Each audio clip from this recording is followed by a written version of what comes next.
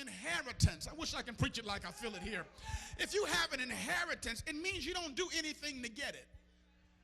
I'm moving too fast for you. This is not based on meritocracy. You don't merit this. You don't do something good and he's going to bless you.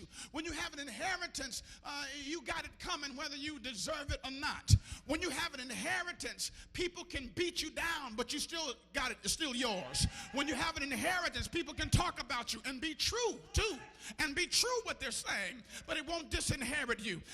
People can block you, but you still got it coming. People can divorce you and walk away from you and turn their back on you, but you still got it coming. People can see you say you don't deserve it. You don't even live right enough. You're not even educated enough to get it, but you still got it coming. Because when you have an inheritance, it's the one who gives it to you who has the responsibility of you getting it. It's not the recipient's responsibility to get it.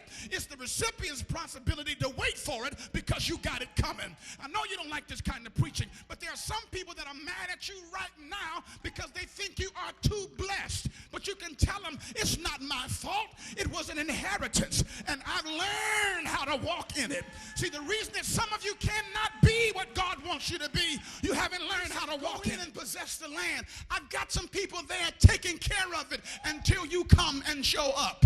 There are big people keeping the grass together. There are big people keeping the vines together. There are big people taking care of the locusts out of the fields until you get ready to walk into what God has given you. I remember when my girls were little girls and they put on their mother's shoes and they'd walk around in their mama's shoes and obviously they were too big and they were walking around in their high heel shoes playing with mommy's clothes, had her purse and her earrings and just looking cute. And we would laugh and laugh because it was too big for them.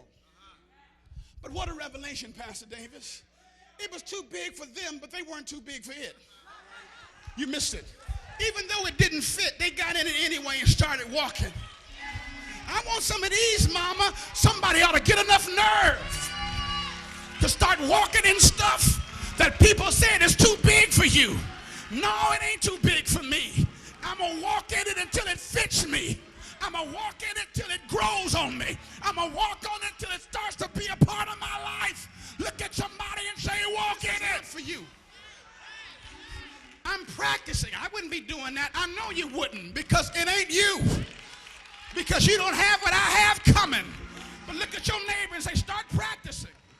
You're looking at me funny. You've been waiting for your house. Start practicing. Act like you're putting the key in the door. Matter of fact, use your car and press your remote control to your garage door. What you doing, pointing to glory? No, I'm pressing my garage door opener to open up the door to my house. I'm practicing. That's crazy. They said that at church. That doesn't make any sense. It doesn't make sense for you because you wasn't supposed to see this in the first place. Nobody's supposed to come and watch you practice. They're supposed to see your performance, but they're not supposed to watch you practice.